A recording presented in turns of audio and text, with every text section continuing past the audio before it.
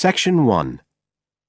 You will hear a man, Martin Hill, phoning an estate agent in order to find some accommodation. First, you have some time to look at questions 1 to 3 on page 38.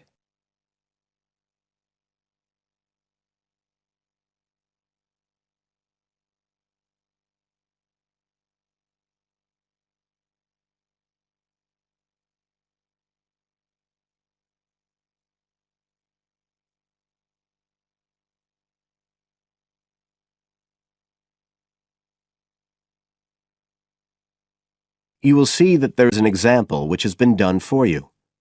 On this occasion only, the conversation relating to this will be played first.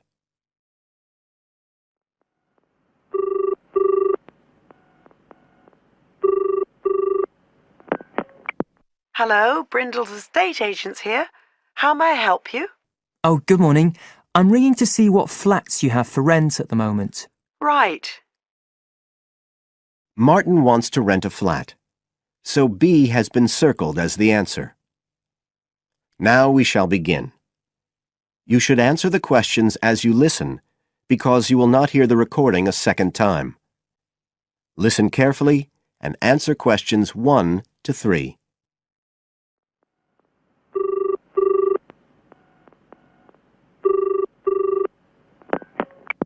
Hello, Brindle's estate agents here. How may I help you? Oh, good morning. I'm ringing to see what flats you have for rent at the moment. Right. Can I start by just taking your name, Mr. Hill. Martin Hill. Right. And are you looking for a flat for yourself or, a family, perhaps? Well, it's for 3 of us, myself and 2 friends. We're going to share together. I see. What about employment? Are you all students? Oh, no, we've all got full-time jobs. 2 of us work in the central bank, that's Chris and me, and Phil, that's the other one, is working for Hallam Cars, at the factory about 2 miles out of town. I'll put you down as young professionals then. And I suppose you'll be looking for somewhere with 3 bedrooms? Yeah, at least 3. But actually, we'd rather have a 4th room as well, if we can afford it, for friends staying over and stuff. Is that with a living room to share, plus kitchen and bathroom? Yeah, that sounds good. But we must have a bathroom with a shower. We don't mind about having a bath, but the shower's crucial. OK, I'll just key that in. And are you interested in any particular area? Well, the city centre would be good for me and Chris, so that's our first preference. But we'd consider anything in the west suburbs as well, really. Actually, for Phil, that'd be better, but he knows he's outnumbered. But we aren't interested in the north or the east of the city. OK, I'm just getting up all the flats on our books. Now you have some time to look at questions 4 to 10 on page 39.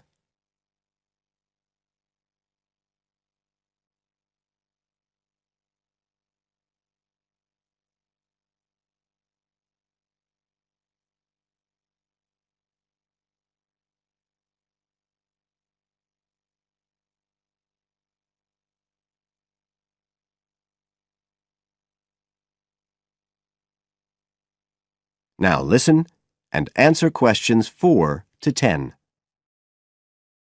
Just looking at this list here, I'm afraid there are only 2 that might interest you. Do you want the details? OK, let me just grab a pen and some paper. Fire away. This first one I'm looking at is in Bridge Street and very close to the bus station. It's not often that flats in that area come up for rent. This one's got 3 bedrooms, a bathroom and kitchen, of course, and a very big living room. That sounds a good size for you. So what about the rent? How much is it a month? The good news is that it's only £450 a month. Rents in that area usually reach up to $650 a month. But the landlord obviously wants to get a tenant quickly. Yeah, it sounds like a bit of a bargain. What about transport for Phil? Well, there'll be plenty of buses, so no problem for him to use public transport. But unfortunately there isn't a shower in the flat. And that location is likely to be noisy, of course. OK. What about the other place? Let's see. Oh, yes. Well, this one is in a really nice location, on Hills Avenue. I'm sure you know it. This looks like something a bit special. It's got 4 big bedrooms and, there's a big living room. And, oh, this'll be good for you, a dining room. It sounds enormous, doesn't it? Yeah, it sounds great. That whole area is being developed, and the flat's very modern, which I'm sure you'll like. It's got good facilities, including your shower, and of course it's going to be quiet, especially compared with the other place. Better and better. But I'll bet it's expensive, especially if it's in that trendy area beside the park. I'm afraid so. They're asking £800 a month for it. Whoa, it sounds a lot more than we can afford. Well, maybe you could get somebody else to move in too. I'll tell you what, give me your address and I can send you all the details and photos, and you can see whether these two are worth a visit. Thanks, that would be really helpful. My address is flat 5. That is the end of section 1. You now have half a minute to check your answers.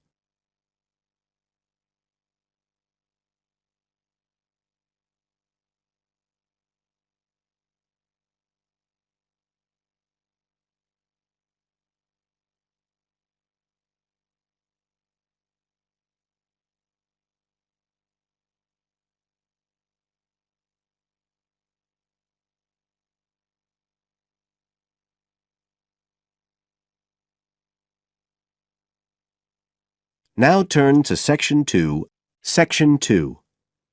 You will hear a tour guide welcoming a group of visitors to the British Library and telling them about the library and what they will see there. First, you have some time to look at questions 11 to 15 on page 40.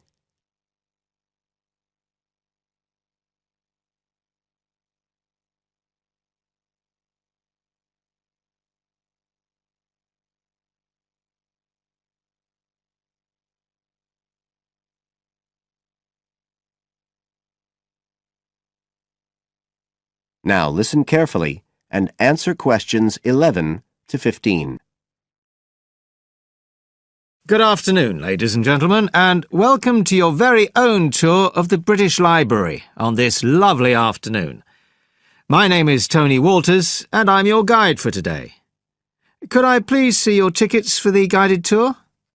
I'd also like to remind you that any tickets bought today do not include a visit to the reading rooms.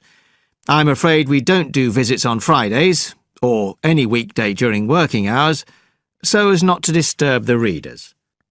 But if you do want to see those rooms, the only day there are tours is on Sundays. So, I don't want anyone to be disappointed about that today. OK? Thank you. Right, we'll start with a brief introduction.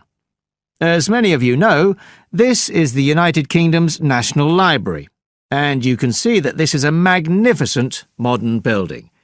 It was first designed by Sir Colin St. John Wilson in 1977, and inaugurated by Her Majesty the Queen more than 20 years later in 1998. As you can see, the size is immense, and the basements alone have 300 kilometres of shelving, and that's enough to hold about 12 million books. The total floor space here is 100,000 square metres, and, as I'll show you, the library houses a huge range of facilities and exhibition spaces. And it has 1,000 staff members based here in the building. So, you can appreciate the scale of our operation. In fact, this was the biggest publicly funded building constructed in the United Kingdom last century. It is still funded by the government as a national institution, of course, and it houses one of the most important collections in the world. The different items come from every continent and span almost 3,000 years. The library isn't a public library, though. You can't just come in and join and borrow any of the books. Access to the collections is limited to those involved in carrying out research.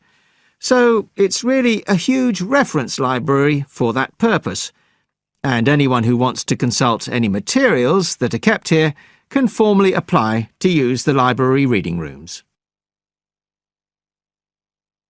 You now have some time to look at questions 16 to 20 on page 41.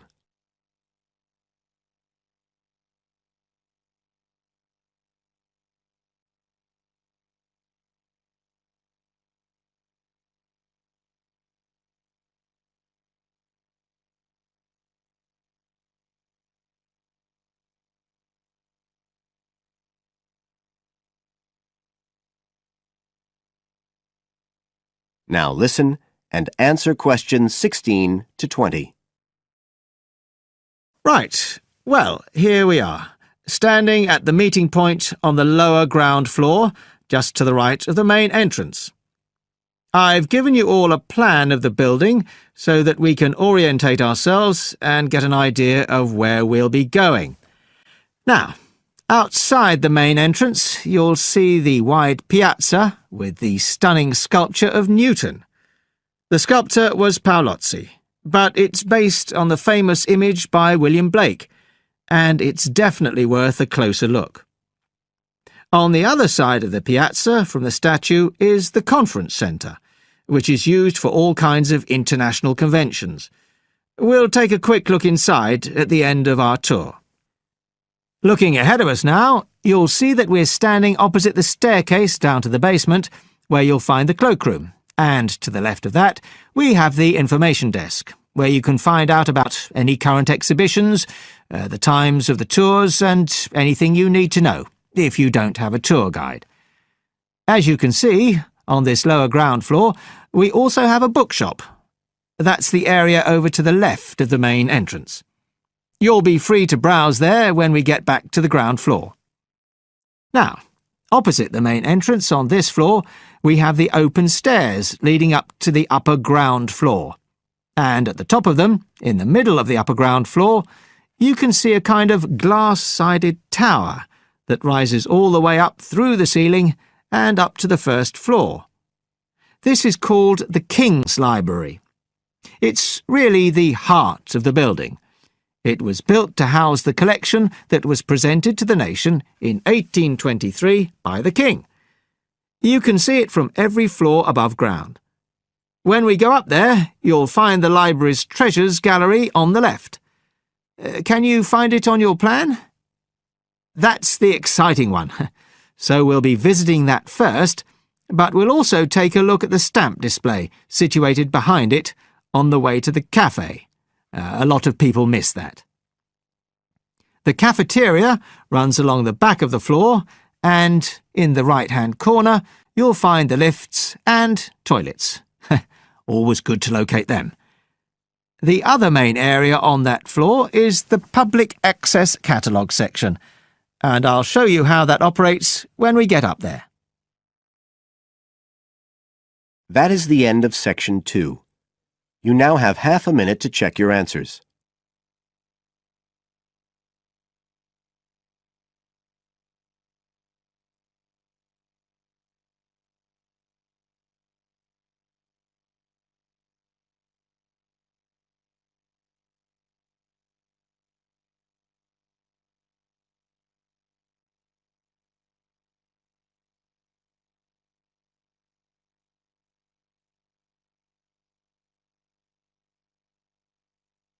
Now turn to Section 3. Section 3. You will hear a conversation between a student, Dave, and his tutor about a project that Dave has done about work placements.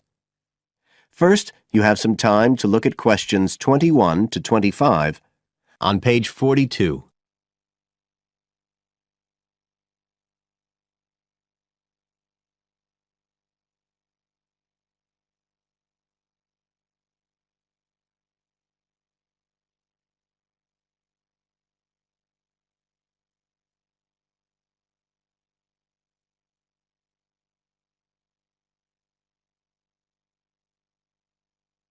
Now listen carefully and answer questions 21 to 25.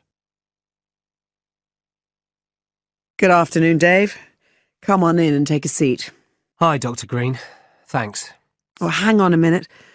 I'll just find the first draft of your project paper, and we can have a look at it together. Now, yours is the one on work placement, isn't it? Yeah, that's right. So what made you choose that for your project? Well, I suppose it was because sending students off to various companies for work experience seems to be such a typical part of educational courses these days. I mean, even school kids get to do it. But I felt everyone just kind of assumes it's a good thing.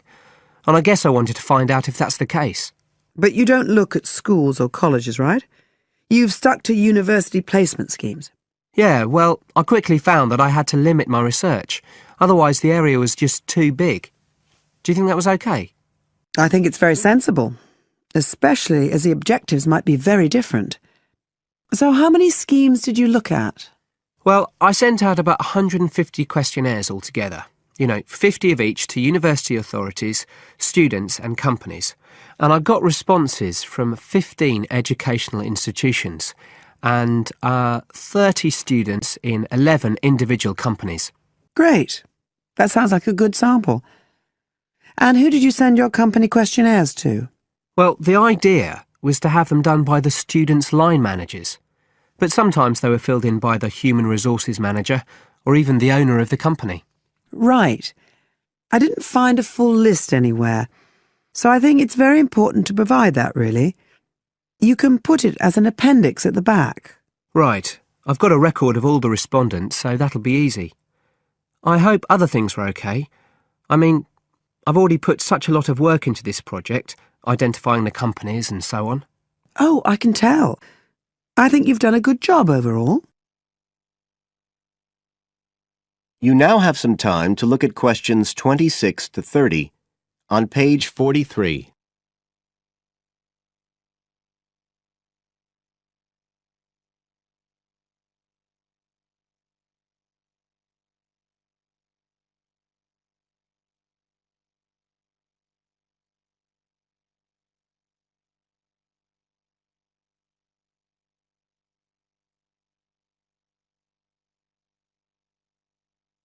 Now listen and answer questions 26 to 30.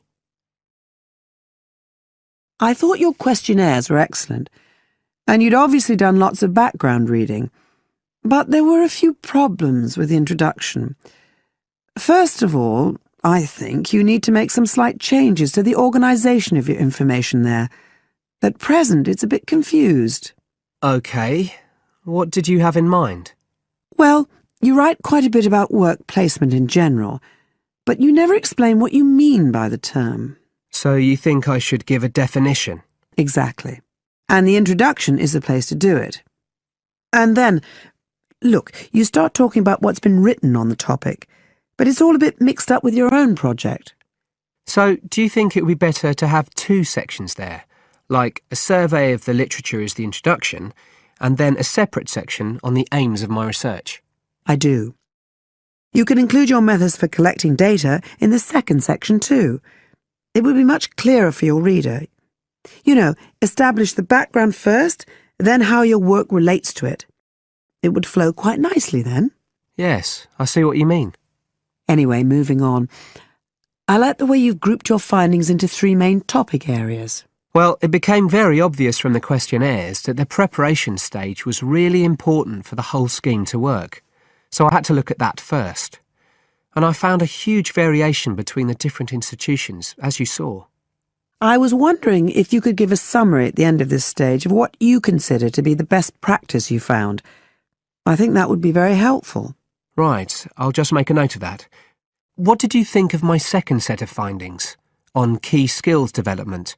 For me, this is the core of my whole project, really. And you've handled it very well. I wouldn't want you to make any changes. You've already got a nice final focus on good practice there. Thanks. Right. Now, I think the last part, which deals with the reasons why students don't learn... What, the constraints on learning chapter? Yes, that's the one. I think you need to refer to the evidence from your research a bit more closely here. Maybe you could illustrate it with quotations from the questionnaires, or even use any extracts from a student diary if you can, and refer back to what you've written about good practice.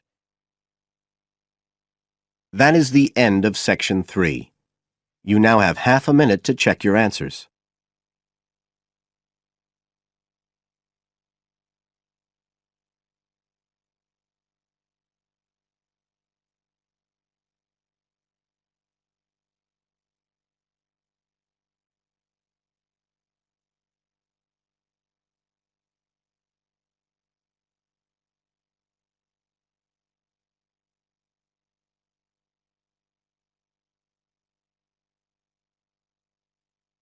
Now turn to Section 4. Section 4. You will hear a part of a lecture about learning and bilingualism. First, you have some time to look at questions 31 to 40 on pages 44 and 45.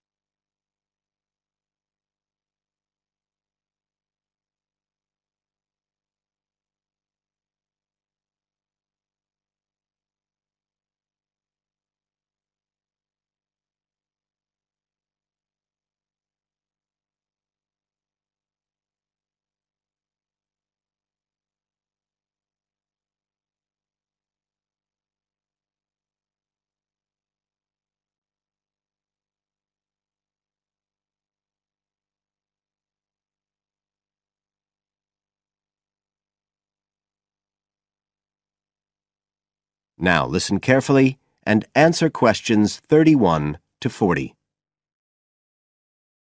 When we look at theories of education and learning, we see a constant shifting of views as established theories are questioned and refined or even replaced, and we can see this very clearly in the way that attitudes towards bilingualism have changed. Let's start with a definition of bilingualism. And for our purposes today, we can say it's the ability to communicate with the same degree of proficiency in at least two languages. Now, in practical terms, this might seem like a good thing, something we'd all like to be able to do. However, early research done with children in the USA in fact suggested that being bilingual interfered in some way with learning and with the development of their mental processes. And so in those days, bilingualism was regarded as something to be avoided, and parents were encouraged to bring their children up as monolingual, just speaking one language. But this research, which took place in the early part of the 20th century, is now regarded as unsound for various reasons, mainly because it didn't take into account other factors such as the children's social and economic backgrounds. Now, in our last lecture, we were looking at some of the research that's been done into the way children learn, into their cognitive development, and in fact we believe now that the relationship between bilingualism and cognitive development is actually a positive one.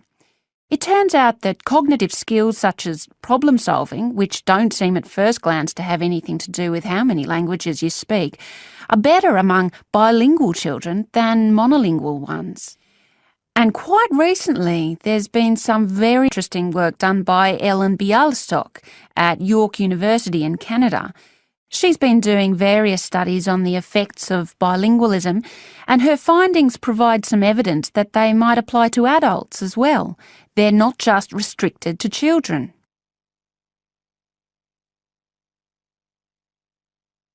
So how do you go about investigating something like this? Well, Dr. Bialystok used groups of monolingual and bilingual subjects aged from 30 right up to 88. For one experiment, she used a computer program which displayed either a red or a blue square on the screen. The coloured square could come up on either the left-hand or the right-hand side of the screen. If the square was blue, the subject had to press the left Shift key on the keyboard, and if the square was red, they had to press the right Shift key. So they didn't have to react at all to the actual position of the square on the screen, just to the colour they saw. And she measured the subjects' reaction times by recording how long it took them to press the Shift key and how often they got it right. What she was particularly interested in was whether it took the subject longer to react when a square lit up on one side of the screen, say the left, and the subject had to press the Shift key on the right-hand side. She'd expected that it would take more processing time than if a square lit up on the left and the candidates had to press a left key. This was because of a phenomenon known as the Simon effect, where basically the brain gets a bit confused because of conflicting demands being made on it. In this case, seeing something on the right and having to react on the left. And this causes a person's reaction times to slow down. The results of the experiment showed that the bilingual subjects responded more quickly than the monolingual ones. That was true both when the squares were on the correct side of the screen, so to speak, and even more so when they were not. So bilingual people were better able to deal with the Simon effect than the monolingual ones. So what's the explanation for this? Well, the result of the experiment suggests that bilingual people are better at ignoring information which is irrelevant to the task in hand and just concentrating on what's important. One suggestion given by Dr. Bialystok was that it might be because someone who speaks two languages can suppress the activity of parts of the brain when it isn't needed. In particular, the part that processes whichever language isn't being used at that particular time. Well, she then went on to investigate that with a second experiment. But again, the bilingual group performed better. And what was particularly interesting, and this is, I think, why the experiments have received so much publicity, is that in all cases, the performance gap between monolinguals and bilinguals actually increased with age, which suggests that bilingualism protects the mind against decline. So in some way, the lifelong experience of managing two languages may prevent some of the negative effects of ageing. So that's a very different story from the early research. So what are the implications of this for education? That is the